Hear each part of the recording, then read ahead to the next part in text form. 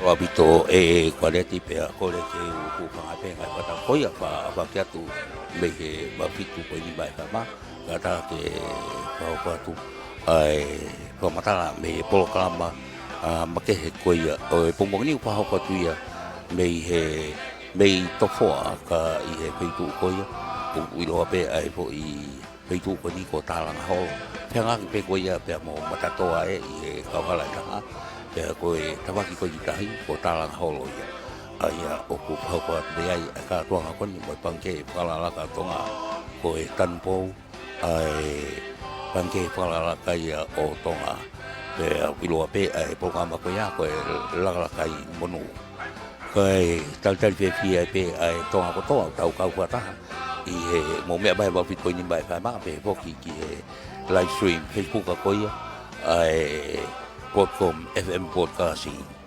aya ko famatala tu ko ini o ku fa ko ia me Talangaloto me to fo aya o ku malu talawai pe ka ku almari pe u ki ulo mai pe ai la aya ka ku au afia ai langi ia pe pe mo asimai lan pulu i he langi ka i he time ni ko kamata ke mau me ahini ai kau fa pe hon ko toa ko si me ahini foki ai ki pale mi au tonga ko ka wa me ku pe foki ki he kau minister o cabinet kau ma foki ai ina to ho ki no pele pe foki ki he kau ko fonga o ngahi pure anga muri pe i he time ta pe ku he ni foki pe mo ai Royal Corps of Musicians ai tau malu i ai ne apio ko e faifi ko warrant officer klasi waki ko mala ko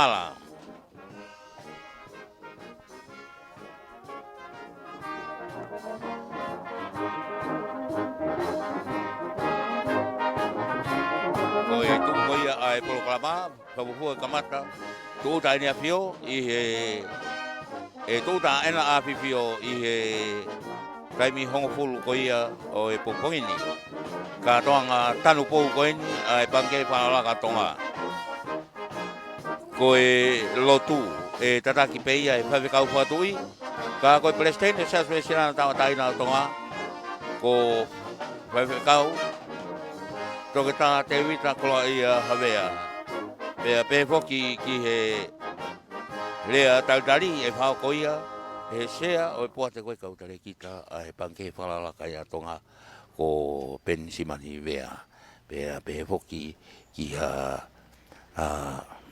mea e ki premia ona po wakawa meriku pe hela pe e hoko atu ki he ka toanga o he Tanupou ai e pe i lava pe ia e hoko atu ki mea e sea o e Falealea o tonga a lo whawhanua pe foki ki he whamalo e whaokoia e tare kita puate kau tare kita au pangke Paula tonga ko te vita tonga pe mo kresi pe mo whawhanua pe ko e lavaia ai ka tonga ko ia o e ahoni ka ki taldari fefi ai be mo tau o si kau mata pure ai whaifatongia i he katoanga e ahoni ko whatongia loto tonga pe mo maukakala pe ko e whakawhapito ai whai whitu koe ni ai ko si tohi i pe ai i he matai tohi lahi ai whai matai tohi koe i he papa ai tā tong i pe angai whai lea koe koe Lakalakaimonu pe whoki ki he ko e awhioanga o ku takawhalu peia ki he palasi koe na i tufmahina pea ko e kau whakawhe o ku koe i he teniti peia mo e pare i he tawaki koe ki koloia i he taimani o mea he pare mia o tonga pe whuki ki he kau mesta koe kabineti I he taimini koe tō tamai ai pinisi kalauni. Pe foki ki he pinisi kalauni Tupouto'a. Ka maa foki he tahine ko prinsesi Sinaitakala. Na mea tu ki hona meanga i he taimini. Pe kei whanonofo pe he taimini ai kau whaape. Kona o ngahi meanga tangtaha. Siheni pia mo he si i au koia o e panke whakalaka tonga Emeline tuita. Koia koe katoanga koia o he Tanupou koia o e ahoni. Aia koe uaki sāwalo pe aia ko ena a whiwhio pe a hoko atu ki he pinis kauni. Kau mahoki ai prinsesi kauni pe hoko atu lewa ki he paremia o tonga pe hoki ki he sea o e Falealea o e Majesty koia o e Mista o e kere mo e fonmoa pe hoki e Majesty paanga o e Majesty koia o e punga i kimburi pe hoki ki he kau fofonga koia mei muri i he taimi koia o e Tanupou ia mo e nau sāwolo pe hoko pe toi pe ai Ulukalala koia o e honi mo e whakatau pe tau whanonga ki lele ngau ea mo tō koia me Tupouto'a pe o toani i Tongatapu ia watu hoki kua whanua ki e ua ko e whoione ki hapai pe hoki ki wawaulahi pe mo yongo ni wa pe mo tōlu koina i tuapuleanga mo mamari huri pe ua e tatari fia mo tōlu e he walfitoini mai whamaha i he taurete o pe hoki e live stream Facebook a .com FM broadcasting taimini ko si mehane kau whawheu nau talata noa pe i he taimini taldari ki he tōta koia ena a whiwhio ko si mehane poki a e pinisi kalauni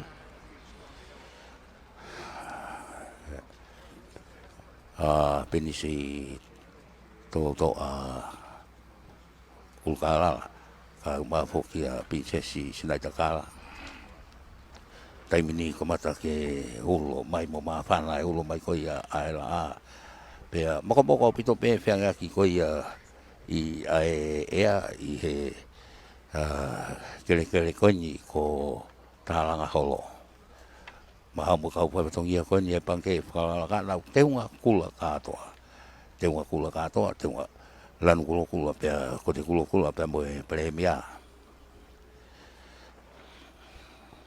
ko e whakataulama pe i he katoanga koia o e ahoni ko e koe i te whauataha leo koia peuna whapahauka te polokama koia ai haamoa ko e whakalalaka koia mai kakai koia o tonga Linda taue hake koia ne osi whaunga tupe ai tau polokalama tu koia e tau polokalama ko e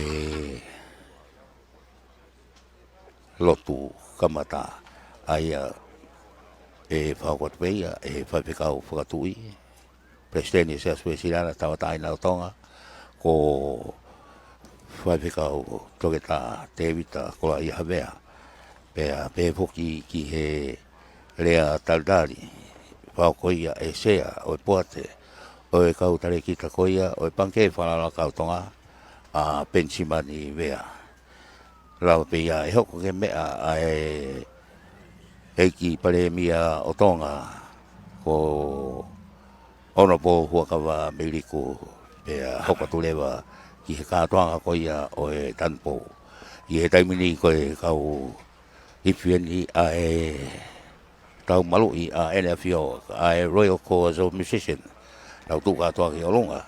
Ange ku wongona mai a mea lele koi a haere, i he hala tau whaahau i he taimini.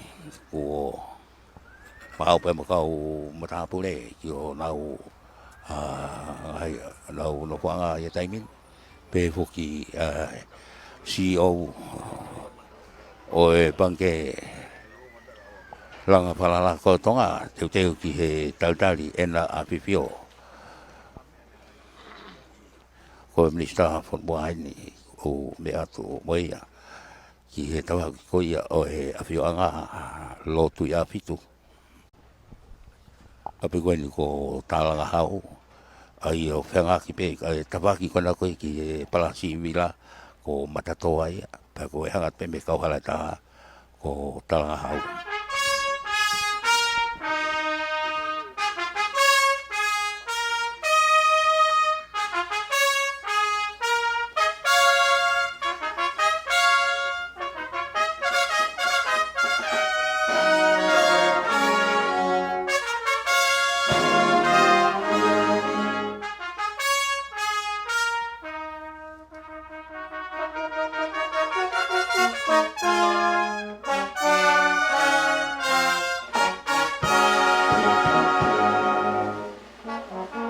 Ko e haere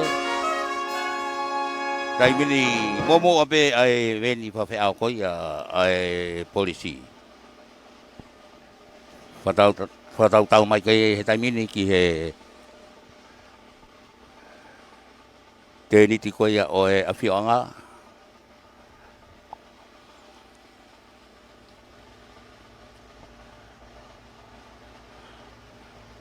ko e lotu a fitu pe foki ki e se o po te kautere kita. Pama CEO o e pange Tonga ke tantari ena a fifio. King Tupou pe mo Nanasipau'u. Na haere atu ki hona a fio anga he taimini i he fasi whaponoa.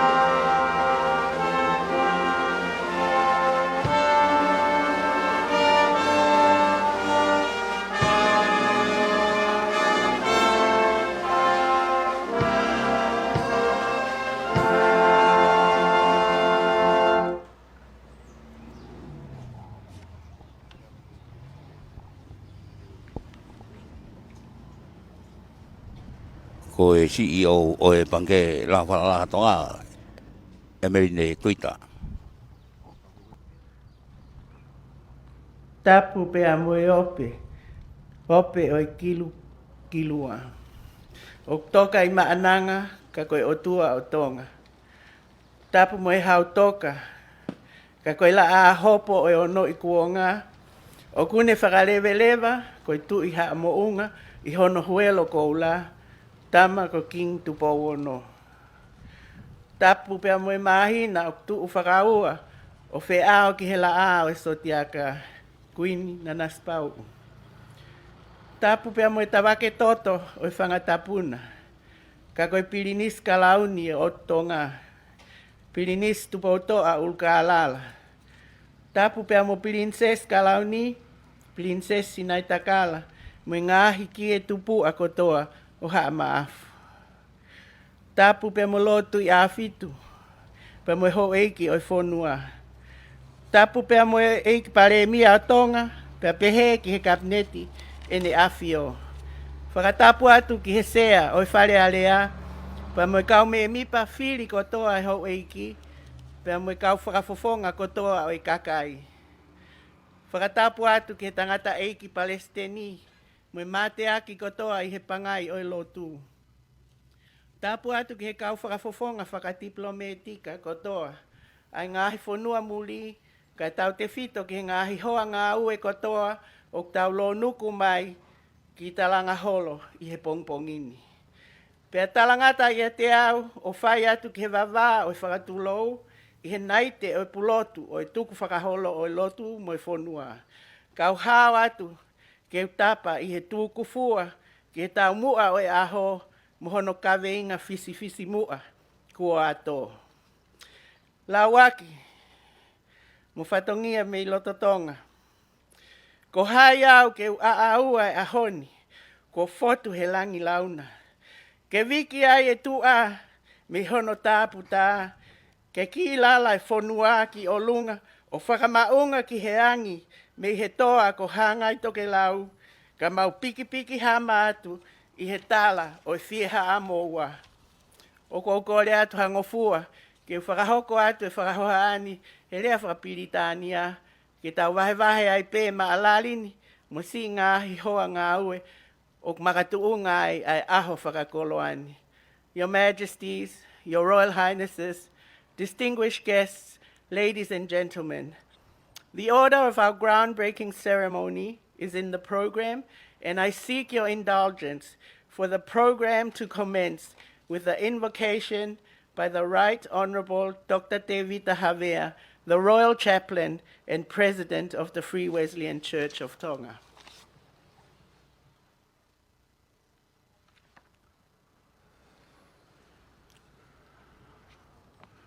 In the name of the Father, and of the Son, and of the Holy Spirit. Amen. The prophet Hosea made this remark in the building up of the people of Israel.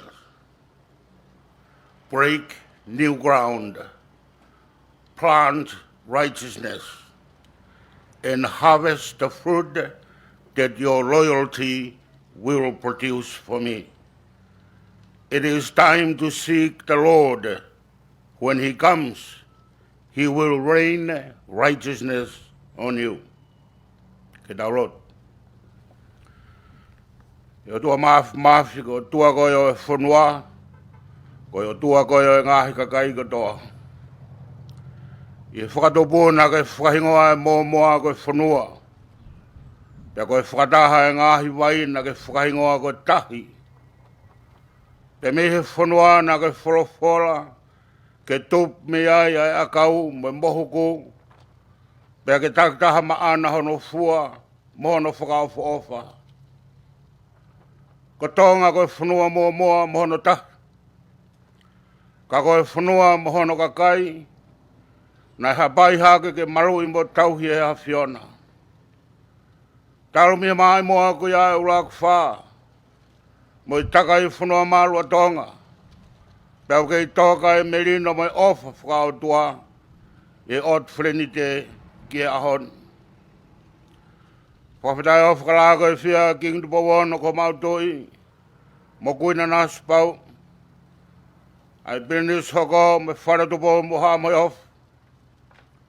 Maro kulau mari ho ek no pera na fio Muhammada bure. O kei lanu mata tua niu e pangai o hau. Pe whamaro he lau mari e. Ek paremia ka mai kapneti. Se Falealea ka mai Falealea. Me kau whawhanga ngahi pureanga muri. Ka mai ngahi kau mea ko tau peo Tonga. Whanua me pureanga. Ai pange whalakalaka me ha mua. Kau mai Lakalakaimonu ko mai moa. Ai na afio. Ko haere Tupou. A Talangaloto. Ke whakata ke whaia ia ha mua mo whalakalaka.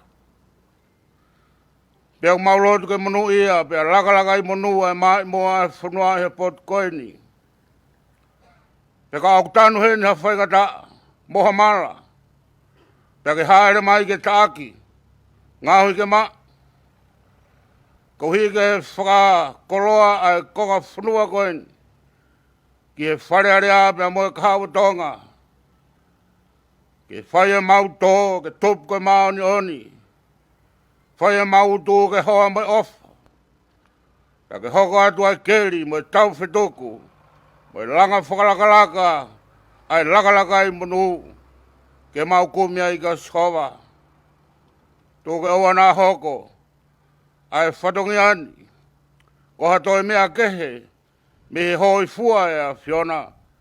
Pea whakauha mao ni oni ai. Ke ana awhi fio. Ka mai whanua. Pea moe kakai. Haere mai o whakatapu ia ana awhi fio. Whakataha mo ke mau toru. Pea moe pot whanua koe ni. Ke monu ia. Pea mau monu ia ai ko tope a Tonga. Ka mai kauna. I hua whaita mai mo aro. Mo laumare mao ni oni. Emeni.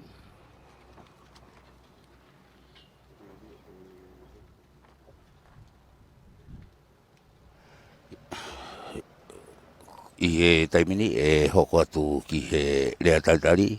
O e sea, o e poa te kautare kita, o e panke whalalaga toga, pensimani vea. Tapu ki he o tua mafi, o gani awhi o i ho tau lotonga.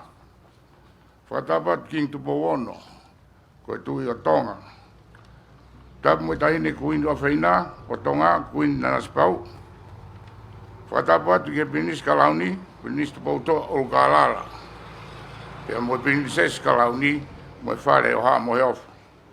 Whakatapat ki he Pinis Tungi, mo e hoik o whanua, mo haa tau whanua. Tapu ki heik pale mia, mo e hoik Minister o Kalauni. Tapu ki heik sea Falealea, mo e kau whakafofonga Falealea o Tonga. Whatapu atu ki he Tonga kotoa mo i heni he ahoni, e whanonga mai me he leti o te koe ngaru ea. Kau hufanga atu he tala kakato e lotu mo whanua. Ke kau atu e mua, he pue, ka koe katoanga mau inga, u tau i heni ai he ahoni. O koko atu ai tali le rei, a haa hoa mo awhiwhio, e loto hanga maari e mooni, ke katoanga u tau whailongai i he ahoni. Io, ko hifuaki koula, ko tau au sia, pe tai maari e ai poleanga mo panke, ai Tonga, i he umouma taha, i ono whakahoko, mo Moimoi a Langa mamao, ko hi ko kahau e whanua, mo whare o tofa me ai a ka pasa wholau ai Tonga. Whawera i ke langi, taupotu, i he hiki whanua, ko tūtai. O malama me ai a ka pasa wholau ai pange langa whakalaka o Tonga, ka koe aloua. Sio tofa, he aho, ka koe, aho pe o e whakamalo mo e whakawheta. Whatongia me i loto Tonga, mo longolongo wholau ai hau. Ko kore hango fua, e whakahoko at mua ai konga koni o whakahoha a, i he lea whakapitania ko ui ko tau kau whakonga me muri o tau i hene ahoni. Your Majesties, King Tupou VI and Queen Nanasipau'u, Your Royal Highnesses, Crown Prince and Crown Princess, Tupouto'a Ulukalala, we are profoundly honored and humbled by your presence and grateful for your support of this significant initiative for the kingdom. Prime Minister Honorable Ho'okawameliku and honorable ministers of the ground, your leadership and dedication to our nation are highly valued, and we thank you for your attendance and support. The Lord Speaker of Parliament, members of the Legislative Assembly, thank you for the endorsement to have the new Parliament building complex to be located on this land. Esteemed members of the diplomatic corps, including ambassadors and high commissioners of your collective presence today signifies the strength of international cooperation and partnership that is invaluable to our kingdom's development. As chairman of the Tonga Development Bank Board of Directors, I'm honored to address you on this auspicious occasion. I stand before you as humble servant of the kingdom and a dedicated steward of the Tonga Development Bank, grateful for this opportunity to participate in this landmark event, the groundbreaking ceremony for the Lakalakaimonu estate, wherein includes the land allocated for our new parliament complex. We are gathered here today not just to celebrate this groundbreaking ceremony, but to herald and revise our expanded role for the Tonga Development Bank as exposed by the partnership of the bank and government. At the Tonga Development Bank, we are embracing a renewed vision focused on the holistic development of our country. We are no longer just a bank. We are a developmental partner committed to nurturing sustainable growth for the Kingdom of Tonga. This partnership involves not just financial investments, but also an investment in our communities, our culture, and our future. Today also marks the activation of the joint development agreement between His Majesty and the Tonga Development Bank. This agreement has set forth important objectives. 1, 6 acres are allocated for the construction of the new Parliament building complex to be financed from the Australian and New Zealand government aid. The Tonga Development Bank will develop the remaining 10 acres into commercial properties aimed at enhancing the government operations and contributing to the broader development of the Kingdom of Tonga.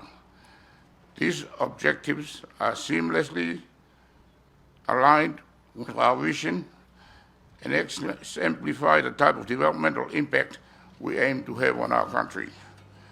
As a development partner of the government, we are proud to align our objectives with national priorities, contributing to the infrastructure, healthcare, education, and economic diversification.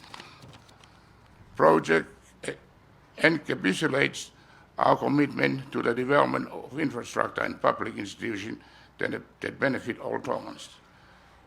Today also marks another chapter in this ongoing story of growth and partnership. The new Parliament complex signifies more than a place where laws are passed. It represents the democratic values that we hold dear. As the Tonga Development Bank, we take great pride in facilitating this venture through financial advisories and property management services, and it is indeed an honor to serve as a cornerstone for such monumental development. In conclusion, we at the Tonga Development Bank are committed to fulfilling our role as developmental partners, as steward of progress, and as loyal subject to the country and to the sovereign. Today's groundbreaking ceremony is not just the beginning of a construction project, it's a symbol of our shared vision for our country. Your Majesties, we are greatly indebted to you both for your continued support and invaluable guidance. It is our benevolence that empowers institutions like ours to contribute to the development of this kingdom. Thank you for allowing us to serve as agent of change, and we look forward to a brighter, more prosperous Tonga. May God bless this groundbreaking ceremony, and may God bless the Kingdom of Tonga. Malo obito tua eik o watu.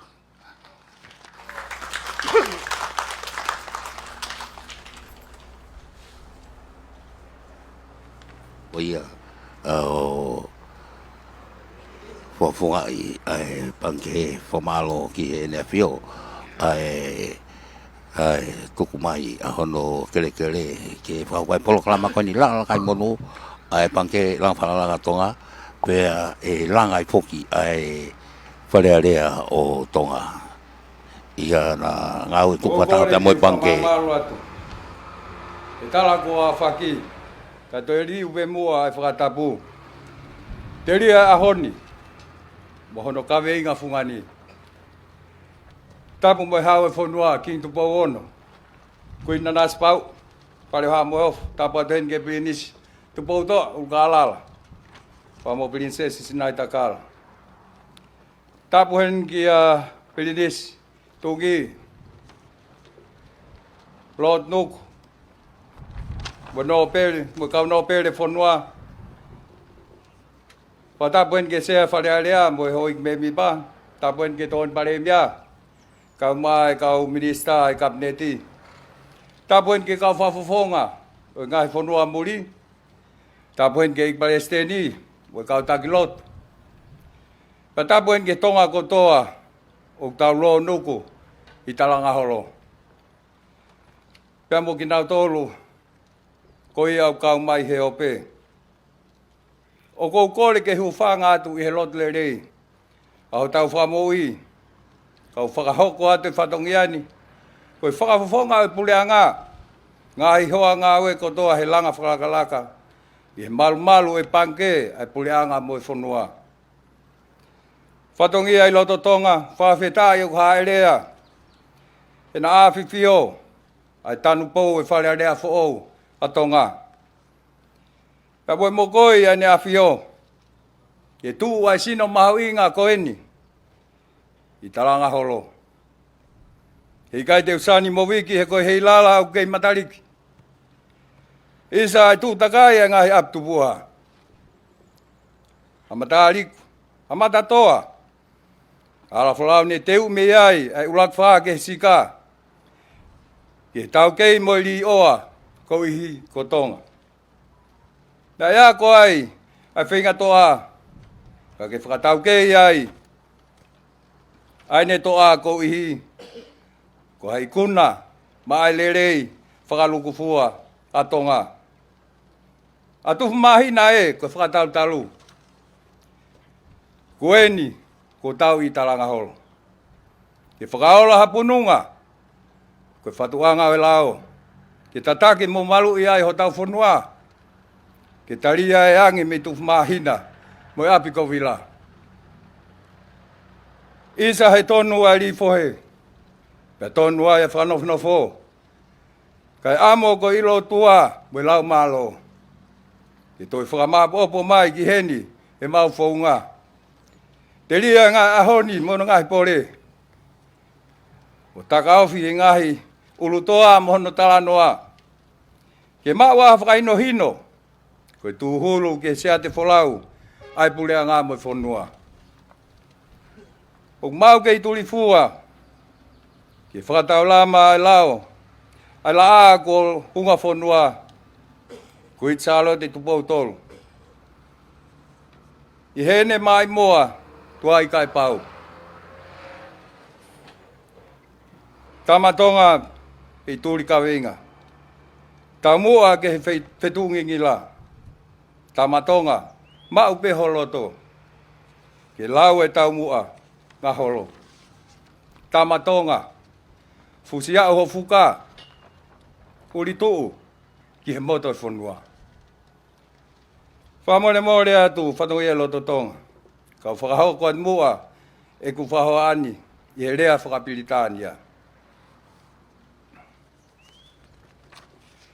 I begin by acknowledging the presence of their Majesties, who are our esteemed leaders, but also have demonstrated a spirit of national unity that is crucial to our progress.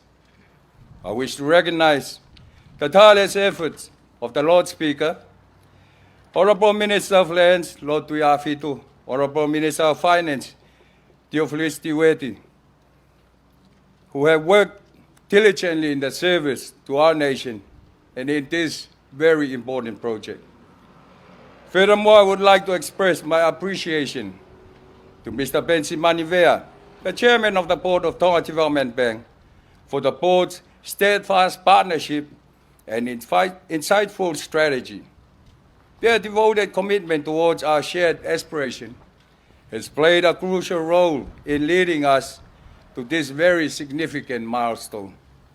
I would also like to extend my gratitude to the High Commissioners of the Government of New Zealand and Australia for supporting this key institution. And thank you to the members of the Diplomatic Corps, whose partnership has been indispensable in contributing to the progress of Tonga. Your support and collaborations are vital for Tonga's growth and prosperity. Presently, we stand in solidarity with a shared vision for the future of our nation. The comprehensive vision of our government encompasses not only economic growth, but also social equality, environmental sustainability, and climate resilience.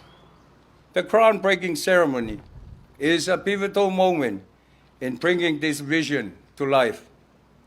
The role of the infrastructure in the progress of a thriving nation cannot be overstated. It serves as the backbone that supports our progress.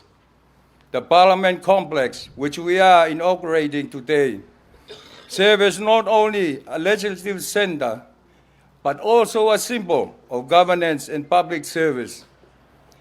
This signifies our commitment to strengthening this critical component and ensuring a steady foundation for the advancement of Tonga.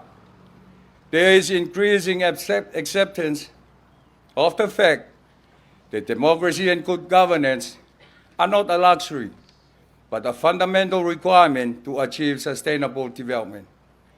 In the performance of their key functions of legislation, representation, and oversight, parliaments can actively engage in the development and implementation of laws, policies, and practices that promote democracy and good governance.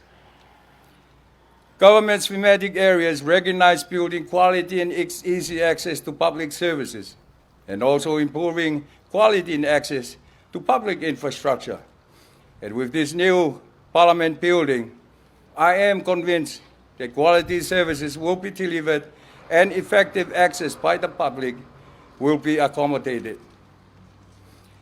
Partnership and cooperation has been at the heart of our government's approach.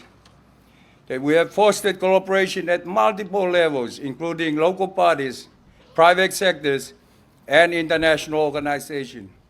In particular, the Joint Development Agreement by the Tonga Development Bank stands as a model of effective public-private cooperation.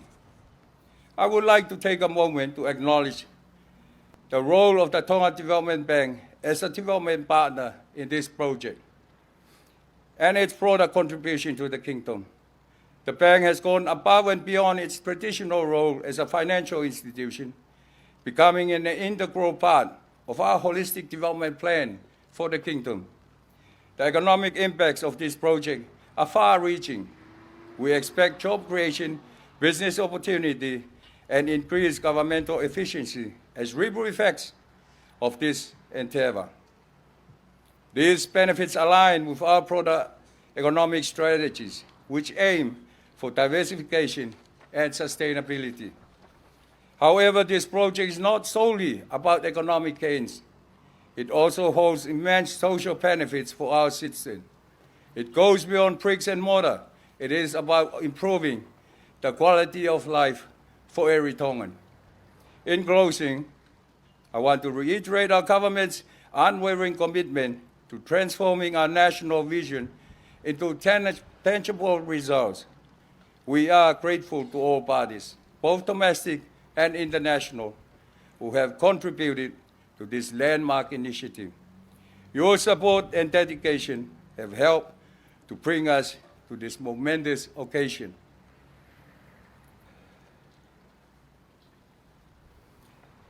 Tupe mua ke toi atu hawha maalolo to honga. O whawhawhunga te pureanga, kau mai pange langa whakalaka. Ai mauloto maawhana, mo whakawhetai. He Falealea e na awhiwhio, ai Tanupou e Falealea fo'ou a Tonga. Lewelewa e malanga, kau tatao.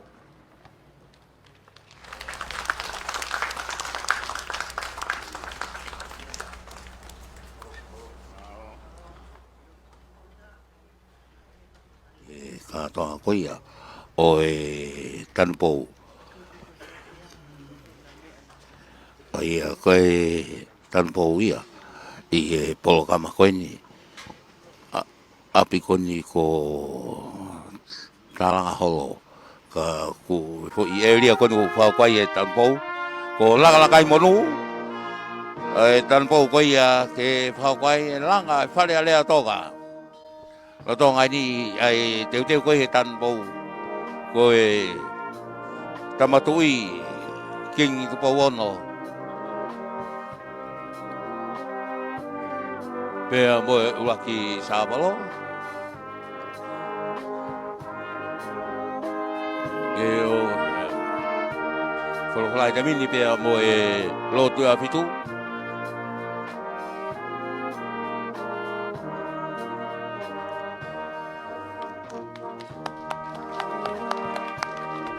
koe luaki sabolo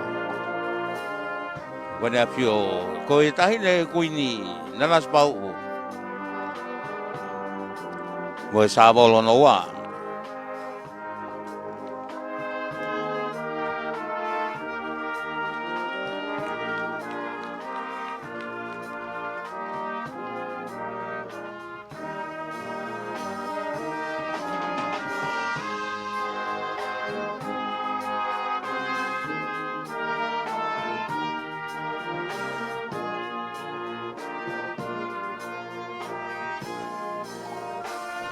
Hoko tu ke sabolo Hontolu ke dama penis kalau ni penis Tupouto'a Ulukalala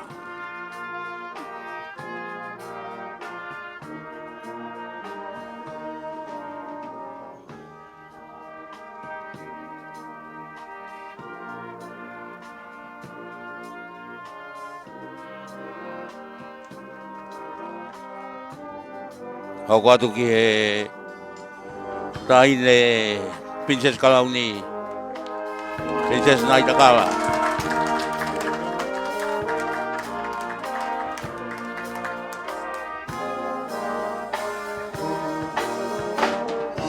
Koe eik pare mea toa ka hua kawa Ameriko Sabolo hoko ia Hoko mai lotua whanua Se e Falealea Tonga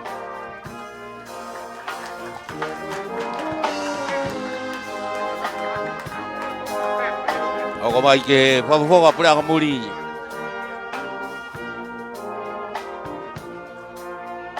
Australia, New Zealand.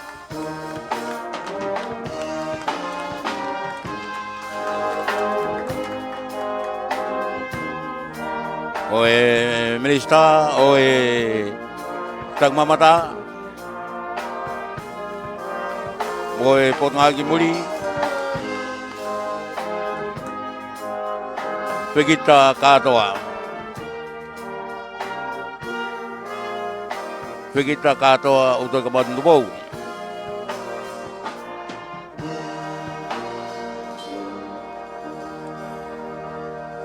Oh iya, koe lau dari katoa koe Tanupou.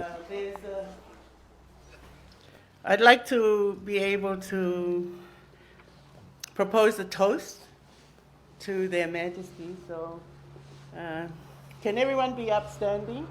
The champagne's coming around.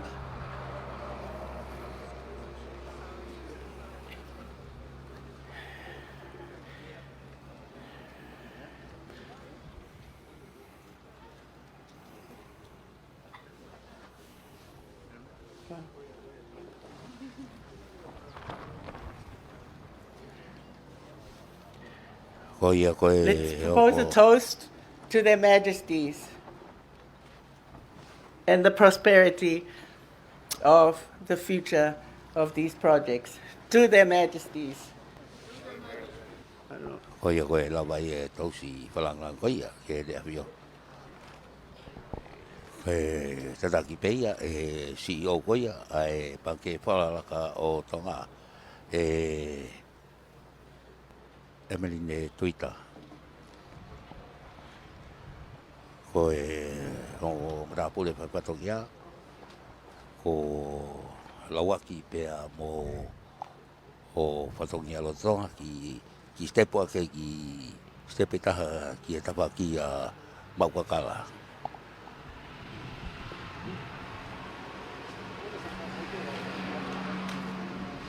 Koe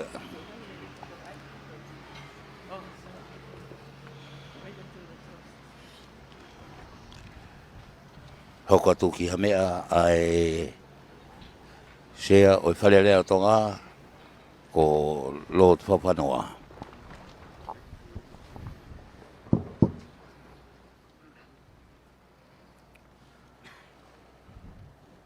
O ko tuku ha whatapu ke a whio o tua mafi o tau roto Tonga. Tapu ke ne a whio tamatui, te pauono, ka mai koe ni Nanasipau'u. Tapu ke pinis karau ni Tupouto'a, Ulukalala. Tapu pa moe taine pinis karau ni Sinaitakala. Tapu ke ek pare mia, o kawa meiluku, ma hoik ni Sinaitakala ni. Tapu moe hoik no pere ni a whio, kai pehe ki hoik me mipa Falealea. Tapa mo ka whawhonga ngahi whanua muri. Tapa mo Lotu. Hau eki mo kainga. Ia a whio. I hono whakaola o e o wau Tanupou o e aho ni. O mau haka i e langa o tau. I e langa mamao. O e langa whanua. A whiona mo kakai maho whanua. Tau rotua ke hoko e kere Tupouto'a. A ia ko a whai tau lalo a whiona ke whakatoka e ngā weni. Ko a whamo on ki e fisfis mua a hao pure. O kumatu aki honga ia mo oni ai Falealea o Tonga i mokoi ho whina ngalo ke mau kau he lau.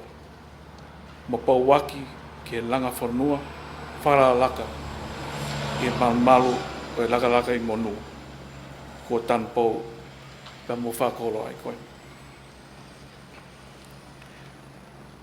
Eo whiona e whawhoa ai kuonga o e whatu lao mo e whare o e area i he ngahi tau o e senturi taha hiwa. I ono whakamanau o e whamatala o e historia o e whatu e lau i Tonga ni. Hange ko ia o a whio i pehe a whiona. Na e tā uluafi e he lau a wawa'u code. Aia nai whaka i loa e Tupou uluaki i pauono. I aho wanoa o Novema taha walu tolu hiwa. Ka mau inga whoki ke whatoa ngai koe lau koe ia nai ngawe aki pe ia i wawa'u ka moha apai. Koe uhi koe ia tuke peheho a whio. Koe whakamoon tai toi vei ua i he historia koe kau whatu o i civilise a Tonga. Koe kau helu ia me wawa'u moha apai. Pea toki pure la ai toenga o Tonga ki he civilise ai helo o haapai. O whakatahata ia e whanua i he pure nganga o kingi sias Tupou luaki i he tawalu whanima. I he konga koe ni, ne te eki i loa ha Falealea i he whanuan. Ka koa sino mawhai pene i loa koe whakataha. Koe whakataha area e ngahi tau o e tahawalu ni manoa. Koe tu i pe, koe nea whio king Tupou luaki. Pea moe hou eiki, e ne kau no pere. I he tau tahawalu ono ua, nei whakangatai, e lau o e tau taina ai nofo popula, moe mo ui hai sia ai kakai, ki he tauhi eiki, moe pure, ai toko ni ihi pe. Pe koe feudalism. I ono whotu e mawhai pure koe Falealea i he tau tahawalu fitu ni ma, i he konistu tone, nei kau ki ai kau no pere, e toko ua ngō furu. Whawhawhonga o kakai, e toko ua ngō furu. Na i ai mwe sea ai Falealea, me kau minista na e whiri pe e ne awhi o koe tui. Nei whakataha e whare koe ni, i he lolotonga o e mawhai o e whonua i he whare papa. Aia nei toi whakaaunga i pe koe whakamau anga. I he aho ni, kua whaua e he wharearea, ai taau o e taimi o kawai ai whakarerei whapotikare i he wāwhe hongofuru. Ua usi ai ai tuunga o e whaunga o e wharearea o e lolotonga ni. Ko hono mo o ni, nai ospe, hope atu ai ngahi whatongia wharearea, o i kai hau fia i he whare papani, ne kamata mai aki. Pea o koa pea e langa whanua fo oko e ni, mo e vi sone, o e whakatemokarati ange, ai tāmua ngawe. O mahulu ato ai ngafa whakawharearea, he aho ni, me he whakawae na e pauwaki mai aki, me he tahawalu fitu nima.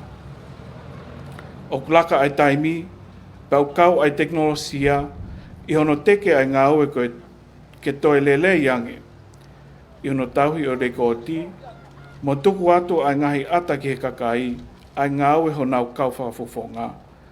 O whakafo i he interneti, mo hono ngahi a kenga whakateknolosia. O ne whawhehoko taki, ai wharearea mo ngahi wahinga whiri. Ngahi wahinga whonua, pea moe kakai whonua. Ko iai mo ngahi ngā ue whakaloto whare, o lava pe ke whatu ai ngahi lao, whaangaanga, mo troni ai whatongia, ai whafonga wharearea.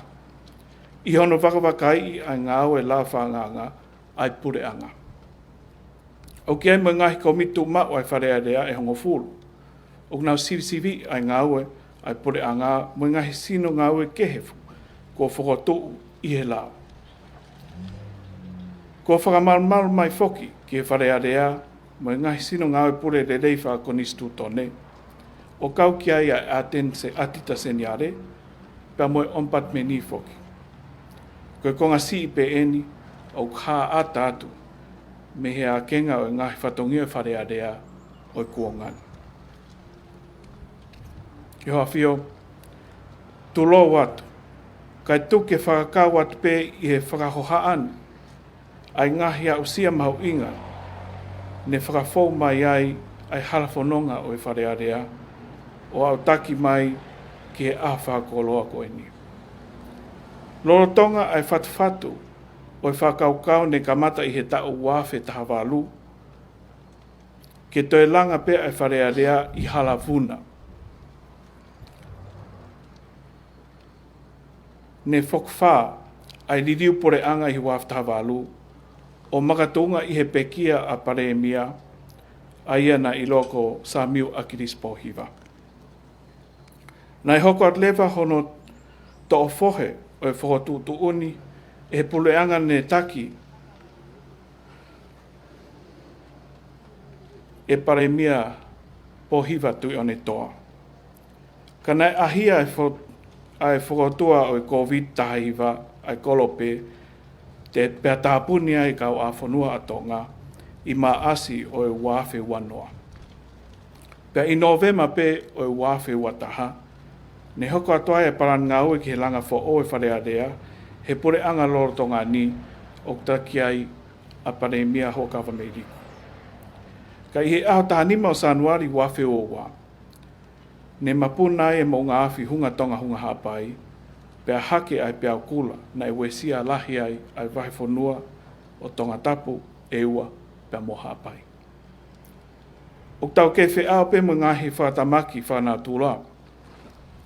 Ne mga tuunga ai, hono toi whakaukau lahi, ai tuunga whapotopoto, ki hono toi langa wha o e wharearea i he haravuna.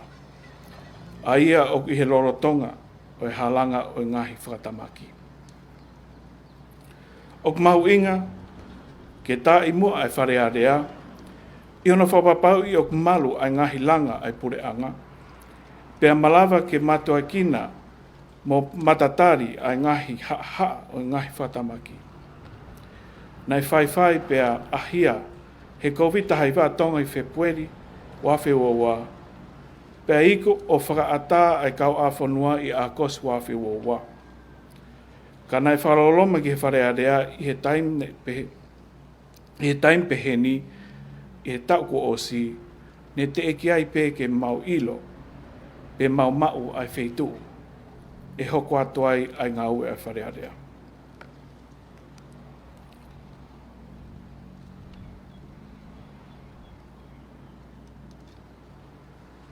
Neongo ia, hiri hapureanga hohoko e toru. Whakatamaki whakanatūra kehe e toru. Moha tau e nima moe konga me saikolone whakatropika ko kita. O kwha ilonga i he ahoni.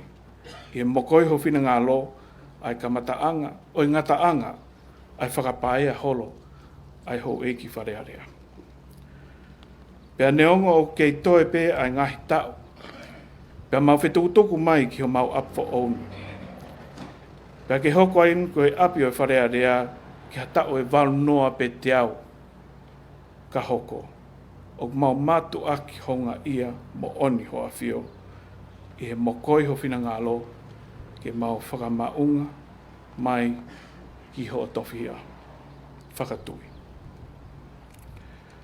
O mau haka he lango tau ke mau whotu i he kere. Ai kere eikin.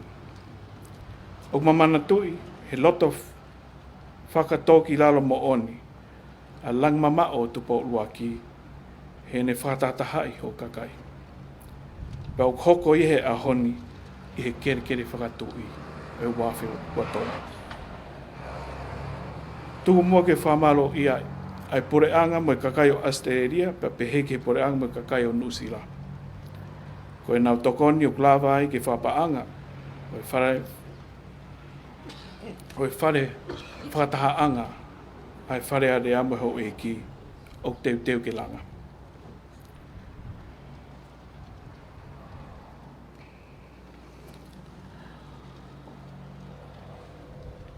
Tuk ke tau langa whanua i he wheitu maulungan.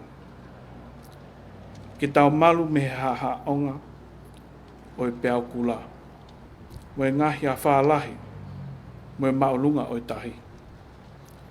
Ko e whamooni o e tau viritaki ke he ngā ue li oa, ke malu i mo pātoro ake ai ngā ue angani. I he tau hoko ko kau whafonga i he Falealea. Tuk ke whamau, ke he tau sia te wholau e Falealea fo auko e ni. Ko ha maluanga ia e te mokalati, whaka Falealea. Ko ha whamooni e tau tukupā ke tau mato e kina, ai ngahi pore o hanga nakmai. Pa moa ngai wha ilonga o e whihoko taki e tu uloa. Ke whanua mo e whakapaanga ki ho tau hau. Whakapaapa ki ho tau hau. Ko e tukupā i he tohi o e konistu tone i he whakawa e whawhonga Falealea. O tatau ai pē ki he kakai ta moe no pere. Whawhetai ho a whio. Ko e kere eka e ono o whaata mai ke langa ai e Falealea. Tuk ke hoko ko makaturikia ke tolona o Tupouto'a i Tonga o talo ai ki he kakai. Punerelei i kaili ake hataha. Mato e kinga i whaingata a demokarati Falealea pa monu i ai, mo lelei ai a kaha ue whanua. Lewa maranga, tatau atu, tua o whatu.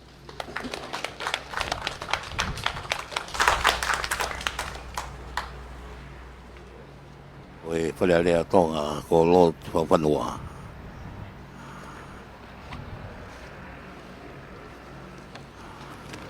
Ko te vita Tonga, ko e tarekita poate o e pange paralaka Tonga. Ai o tua i o tau lotonga.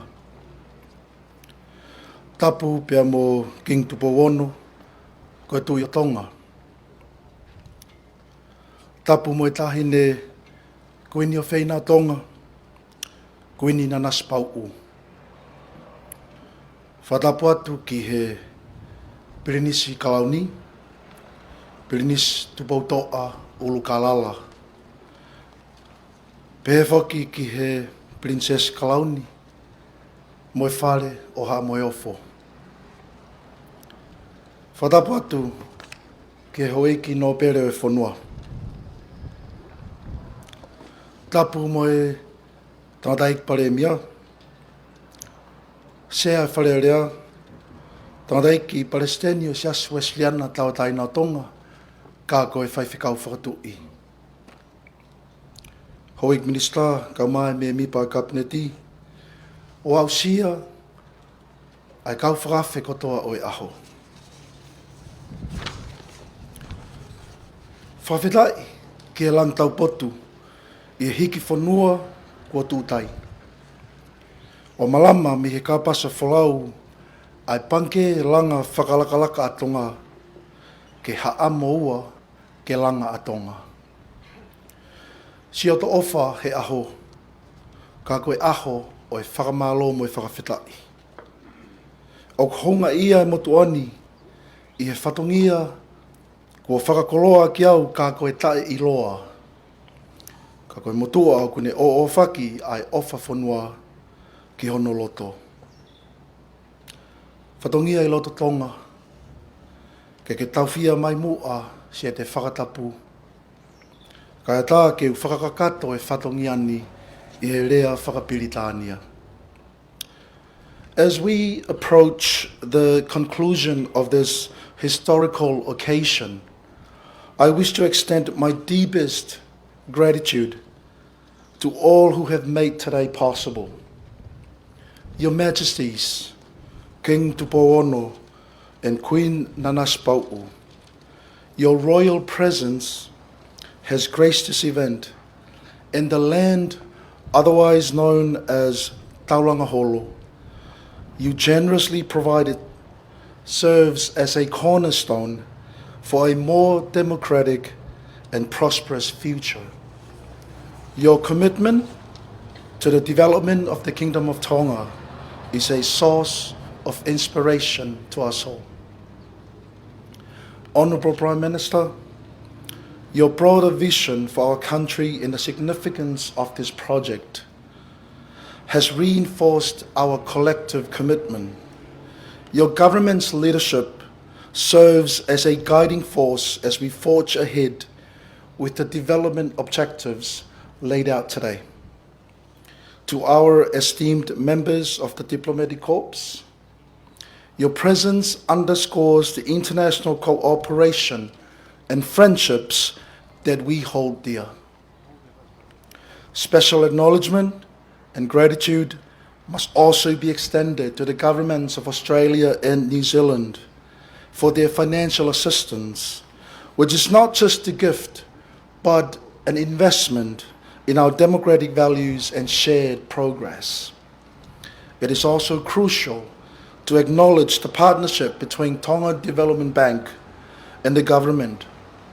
Such collaboration aims not just for financial growth, but for the holistic development of the Tonga community, of the Tonga government, stretching from infrastructure to healthcare and from education to economic diversification.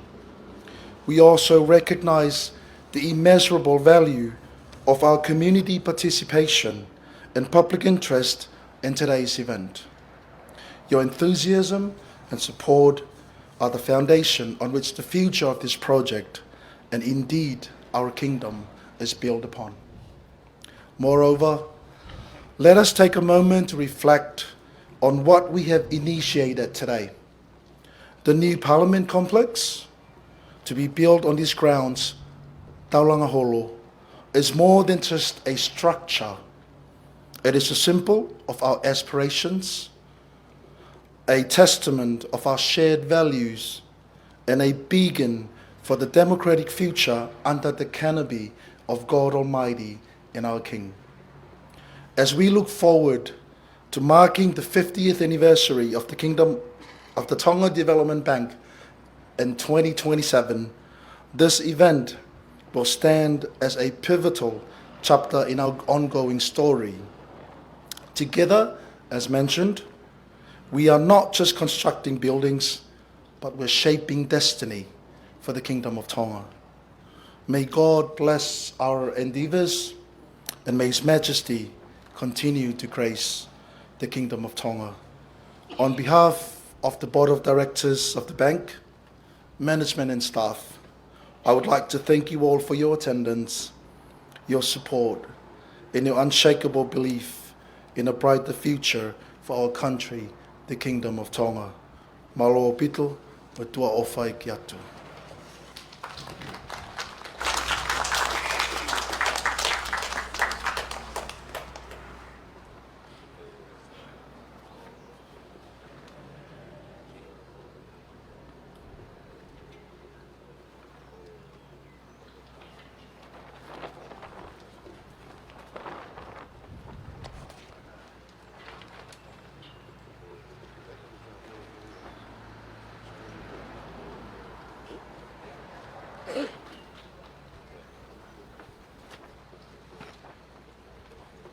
Sian tau tai na o Tonga ka ye tai mini ko e Moimoi e Sawolo me atu e pa ka pa toi ka seni o sa spesiala o ai mo ne Sawolo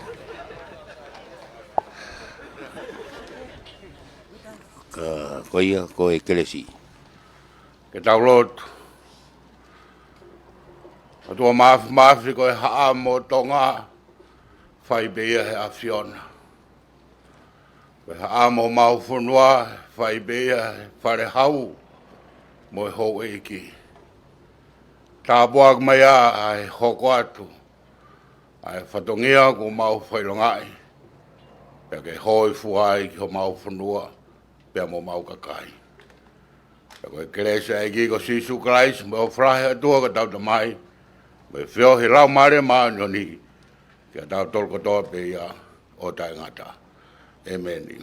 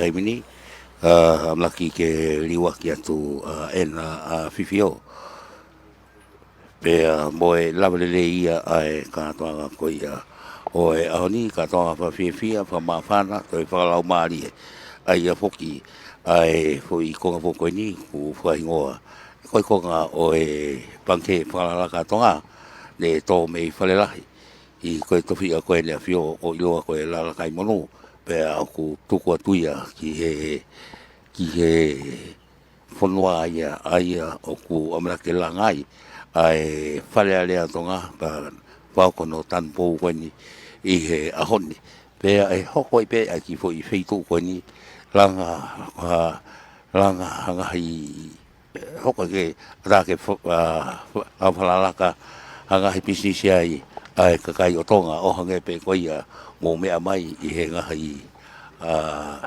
i he mea koe ia pere mea pe foki ki he mea koe ia Pensimani mea pe poki kia lau tō koia ni kau polo kalama koia o e ahoni. Kei lao pe ana tola i ka hatoanga koia o e ahoni pe i he hoko atu ko e talitali pe ia e whanei pua ko teu e panke pa mai kau whape koe ahoni koia ku liwa liwa ki atu e na a whiwhio. Ko e tataki o kipe, ngahi pasi wa meite, i e hifi koia ai tau malo i ai nea whio, Royal Corps of Musicians, mo e nau whai pi ko Warrant Officer Klasi Uluaki, ko Malamala, i he taimini ko e Benisi Kalauni, mo e Princess Kalauni, amna ki kena me atu mo ki naua.